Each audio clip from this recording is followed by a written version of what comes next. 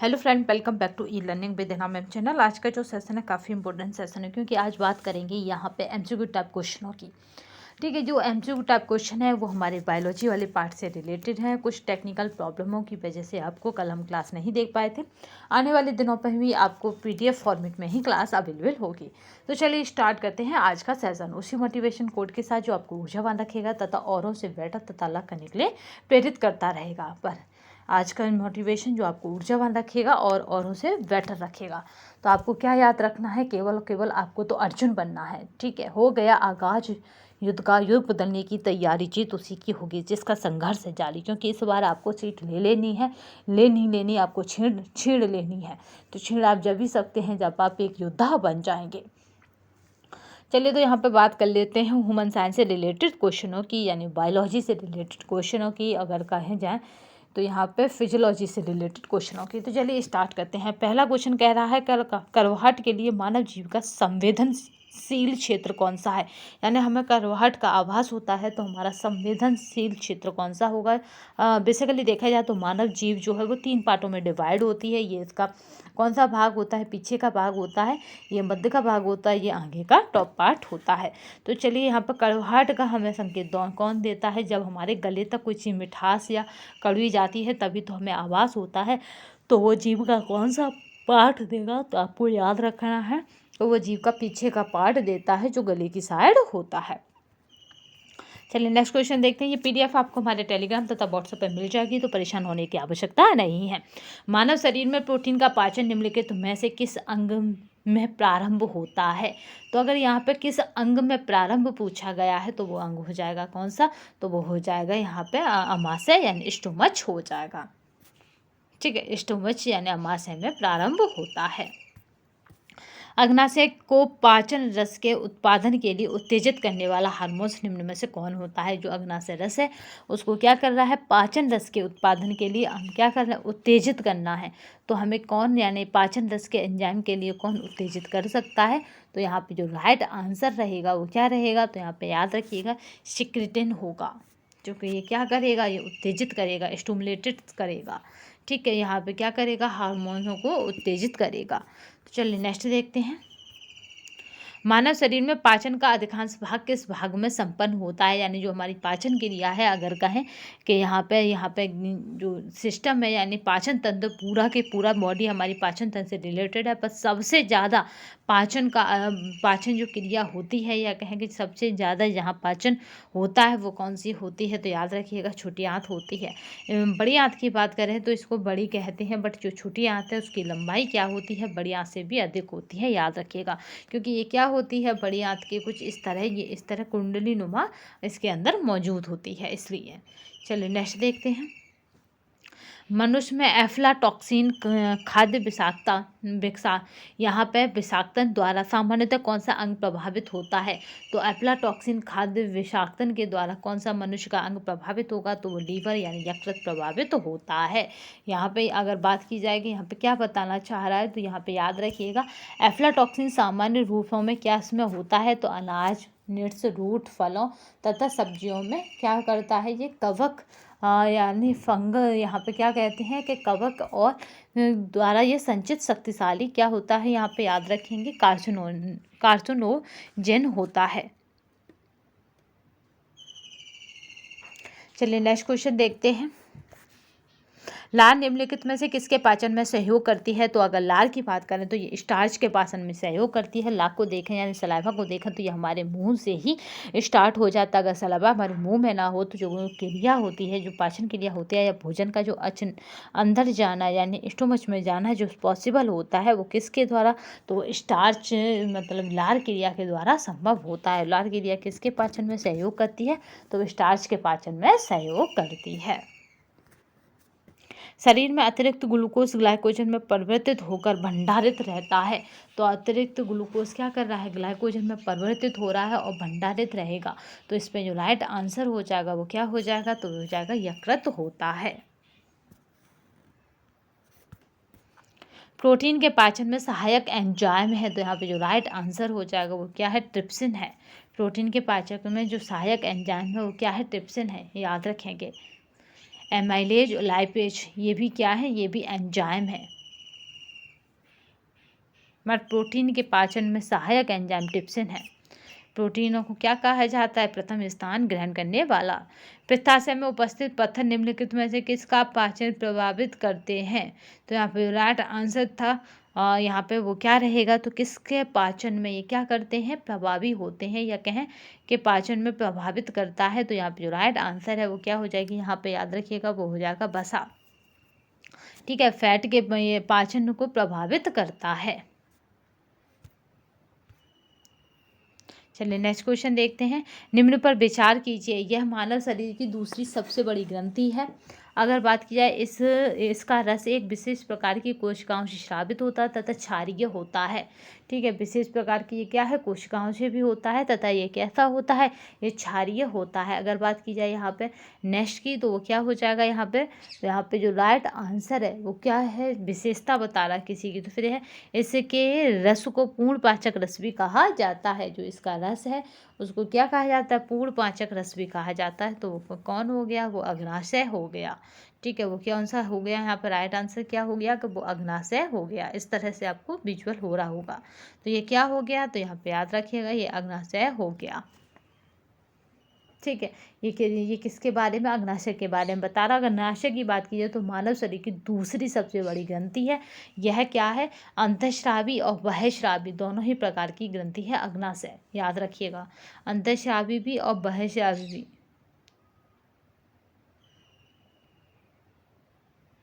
ठीक है, चलिए नेक्स्ट क्वेश्चन देखते हैं। ये पीडीएफ आपको हमारे टेलीग्राम तथा व्हाट्सएप पर मिल जाएगी, और इसकी जो लिंक है वो डिस्क्रिप्शन बॉक्स में मिल जाएगी। हमारे शरीर के पृष्ठ के नीचे जो वसा होती है वह निम्नलिखित में से किस में से एक के विरुद्ध बांध के रूप में कार्य करती है। तो यहाँ पे क्या करना है? जो वसा है वो क्या कैसा काम करेगी? तो वो बांध के रूप में कार्य करेगी। तो यहाँ पे जो राइट आंसर होगा उसकी अगर बात की जाएगी तो याद रखिएगा, उसमें राइट आंसर क्या हो जाएगा? तो ये क्या करती है? शरीर में ऊष्मा की हानि। ठीक है, यहाँ पे याद रखिएगा, lack of heart from the body. तो ये शरीर में क्या करती है? जो आपकी हीट है इसकी कमी कर देती है, शरीर में ऊष्मा की हानि कर देती है। चलिए नेक्स्ट क्वेश्चन देखते हैं। अधिकांश प्राणियों के जीवित पदार्थ का लगभग 80% पदार्थ है। तो यहाँ पे जो राइट आंसर हो जाएगा कि जीवित पदार्थ का क्या है? 80% पदार्थ है। तो यहाँ पे जो राइट आंसर है वो हो जाएगा प्रोटीन। ठीक है, प्रोटीन क्या है? कि लगभग 80% पदार्थ है जीवित प्राणियों का या जीवित पदार्थ का। प्राणी के जीवित पदार्थ में सर्वाधिक मात्रा में जल यानी अकार्बनिक पाया जाता है, किंतु कार्बनिक पदार्थ में सर्वाधिक मात्रा में प्रोटीन पाया जाता है। याद रखिएगा, विटामिन को कार्बनिक पदार्थ की संज्ञा दी जाती है। निम्नलिखित में से कौन सा यौगिक मानव शरीर में संग्रहित नहीं रहता है? यानी ये मानव शरीर में इकट्ठा नहीं रह सकता है। ग्लाइकोजन है, वसा है, यहाँ पे राइट आंसर हो जाएगा, वो हो जाएगा अमीनो एसिड यानी ग्लाइको। यहाँ पे याद रखिएगा, यहाँ पे जो राइट आंसर हो जाएगा वो क्या हो जाएगा? अमीनो एसिड हो जाएगा। ठीक है, तो नेक्स्ट क्वेश्चन देखते हैं। चलिए ये पीडीएफ आपको हमारे टेलीग्राम तथा व्हाट्सएप पर मिल जाएगी। मानव स्वास्थ्य के लिए ट्रांस वसा सामान्यतः हानिकारक समझा जाता है क्योंकि ये स्तर कम करता है। तो ये स्तर किसका कम करता है? ट्रांस वसा। तो ये है, चलिए किसका स्तर ये कम करती है? तो यहाँ पे राइट आंसर की अगर बात की जाए तो ये किसका? तो ये याद रखेंगे HDL का क्या करती है? ये स्तर कम कर देती है, कम कर सकता है। तो HDL।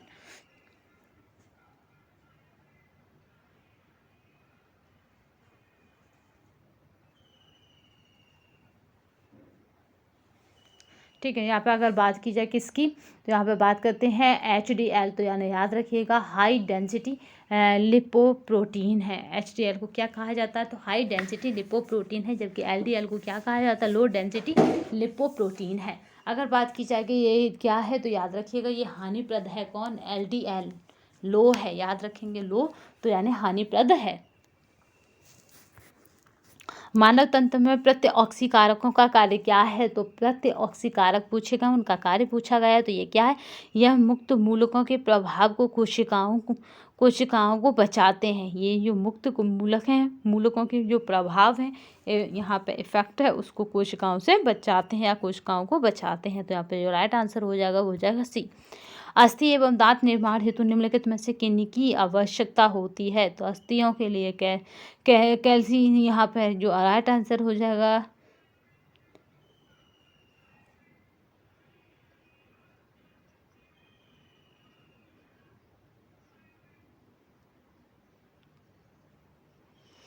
तो यहाँ पे कैल्शियम और फास्फोरस ये दोनों ही आवश्यक हैं। अगर अस्थियों की बात की जाए तो कैल्शियम और दांतों के लिए बात की जाए तो फास्फोरस।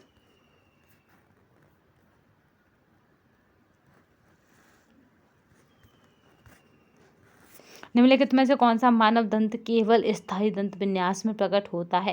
यानी ऐसा कौन सा दांत है जो केवल और केवल स्थायी दांत में दिखाई देता है, बाद बाकी में दिखाई नहीं देता? क्योंकि मनुष्य के कितने दांत होते हैं तो आपको बताना है 32 के सामान्य मनुष्य के 32 दांत होते हैं।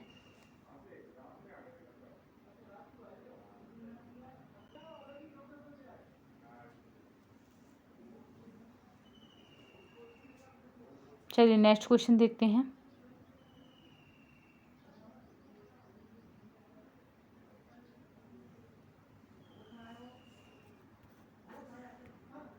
चलिए नेक्स्ट क्वेश्चन देख लेते हैं। यहाँ पे जो सब यहाँ पे पूछा गया था स्थायी दांत विन्यास में प्रकट होता है, तो यहाँ पे जो राइट आंसर होगा वो क्या हो जाएगा? चौवर्णक। ठीक है, मोलर हो जाएगा। चलिए नेक्स्ट क्वेश्चन देखते हैं।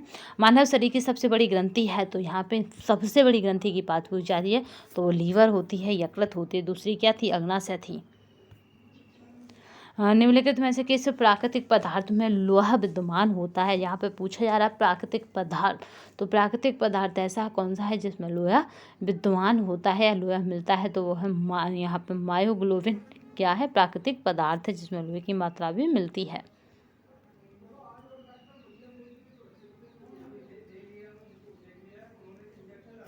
ठीक है, मायोग्लोबिन क्या है? तो याद रखेंगे कि ये क्या है, तो यहाँ पे क्या है? प्राकृतिक पदार्थ में लोहा विद्यमान रहता है। नेक्स्ट क्वेश्चन, निम्नलिखित में से कौन रक्त के संचालन में मदद करता है? तो जो हमारा ब्लड है उसके संचालन में मदद करने वाला कौन हो जाएगा? तो यहाँ पे याद रखेंगे कि संचालन में मदद करता है, तो यहाँ पे जो राइट आंसर रहेगा वो क्या रहेगा? ठीक है, यहाँ पे जो राइट आंसर रहेगा अगर उसकी बात की जाए कि संचालन में क्या कर रहा है? ये मदद कर रहा है। ठीक है, यहाँ पे मानव के संचालन में यानी रक्त संचालन में मदद करेगा तो वो होगा लिम्फोसाइट। हीमोग्लोबिन के संबंध में निम्नलिखित में से कौन सा कथन सही नहीं है? तो यहाँ पे जो राइट आंसर है कि क्या है? कथन सही नहीं है, तो कौन सा है? तो यहाँ पे जो राइट आंसर है यह कुछ अम्लीय होता है। ये कथन सही नहीं है क्योंकि यह क्षारीय मात्रा में मौजूद होता है।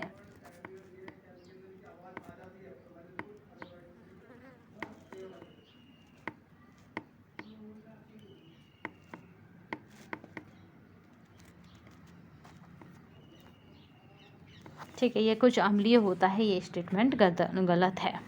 निम्नलिखित में से किस जीव का रक्त सफ़ेद होता है? तो तिलचट्टा यानी कॉकरोच का क्या होता है? रक्त सफ़ेद होता है। मनुष्य के शरीर में किस अंग में लिम्फोसाइट का निर्माण होता है? तो जो मनुष्य है उसके शरीर के कौन सा ऐसा अंग है जहाँ पे लिम्फोसाइट का निर्माण? तो वो है अस्थिमज्जा यानी बोन मैरो। यहाँ पे ट्राइग्लिसराइड क्या है? तो अगर ट्राइग्लिसराइड की बात की जाएगी तो ये क्या है? तो ये वसा है। ट्राइग्लिसराइड क्या है? तो ये वसा है।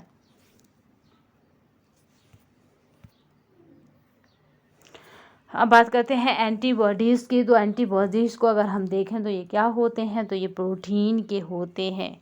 ठीक है, एंटीबॉडीज़ कहाँ के होते हैं? तो एंटीबॉडीज़ होते हैं तो प्रोटीन के होते हैं।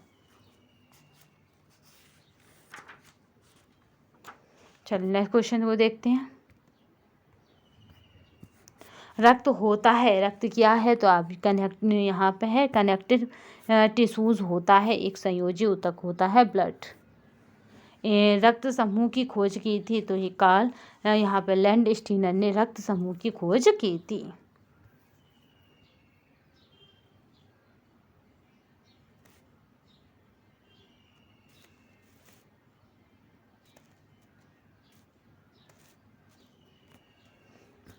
ठीक है, तो इन्होंने क्या करा है, रक्त समूह की खोज की है। चलिए नेक्स्ट क्वेश्चन देखते हैं।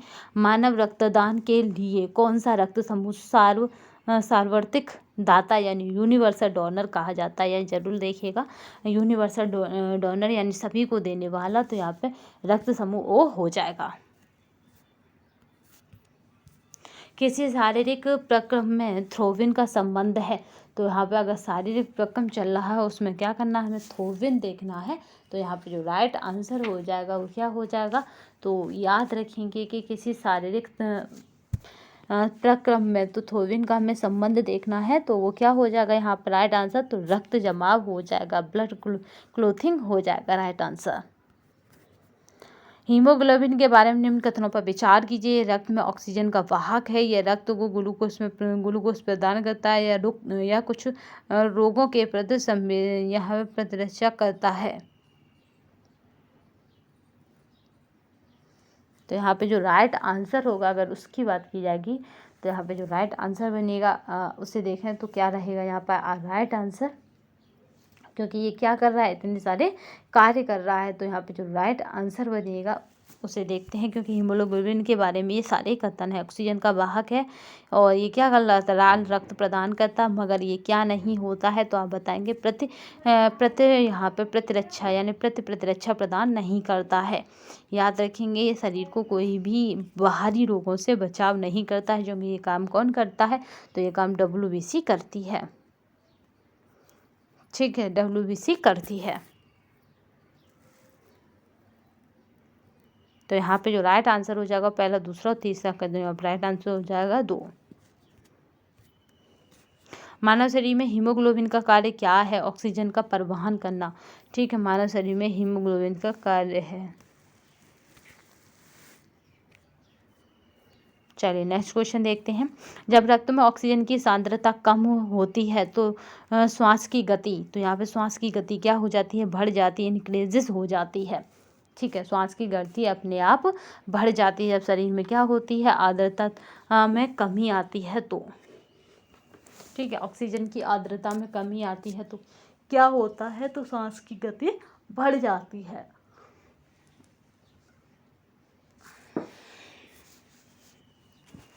चलिए नेक्स्ट क्वेश्चन देखते हैं।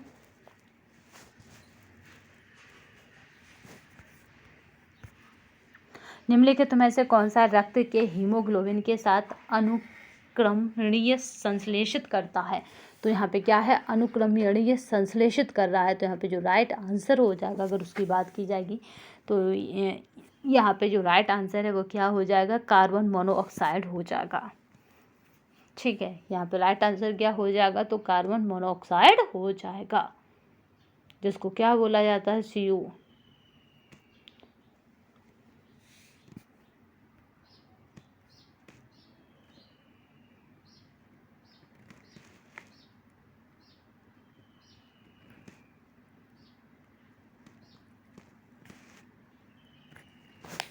चलिए नेक्स्ट क्वेश्चन देखते हैं। ये PDF आपको हमारे टेलीग्राम तथा व्हाट्सएप पर मिल जाएगी। निम्नलिखित रेडियो तत्वों में से किसका उपयोग मनुष्य के शरीर में रक्त प्रवाह की गति के मापने में किया जाता है? तो यहाँ पे जो राइट आंसर है वो हो जाएगा रेडियो सोडियम। ठीक है, रेडियो सोडियम का प्रयोग क्या करते हैं हम, रक्त प्रवाह की गति को मापने के लिए किया जाता है। तो चलिए नेक्स्ट क्वेश्चन को देखते हैं। निम्नलिखित में से कौन सा वायु प्रदूषक ऑक्सीजन की अपेक्षा अधिक शीघ्रता से रक्त के हीमोग्लोबिन में घुल जाता है? तो यहाँ पे क्या कर रहा है कि ये रक्त के हीमोग्लोबिन में घुल रहा है। तो यहाँ पे जो राइट आंसर हो जाएगा वो क्या हो जाएगा, क्योंकि यहाँ पे क्या कर रहा है, वो वायु प्रदूषण के माध्यम से क्या कर रहा है, रक्त के हीमोग्लोबिन में घुल जा रहा है। तो यहाँ पे जो राइट आंसर है वो क्या हो जाएगा, कार्बन मोनोऑक्साइड हो जाएगा, क्योंकि वो किस में घुल रहा था, तो वो रेडियो यहाँ पे सोडियम में घुल रहा था। चलिए नेक्स्ट क्वेश्चन देखते हैं यहाँ पर। तो याद रखेंगे कि इसका जो राइट आंसर हो जाएगा वो क्या हो जाएगा, C हो जाएगा, क्योंकि वो क्या करेगा, कार्बन मोनोऑक्साइड में घुल जाएगा। हृदय की धड़कन नियंत्रण करने के लिए निम्न में से कौन सा खनिज आवश्यक है? तो यहाँ पे जो खनिज है वो पोटेशियम आवश्यक है, अगर हृदय की यानी पल्स की धड़कनें सही नहीं चल रही तो।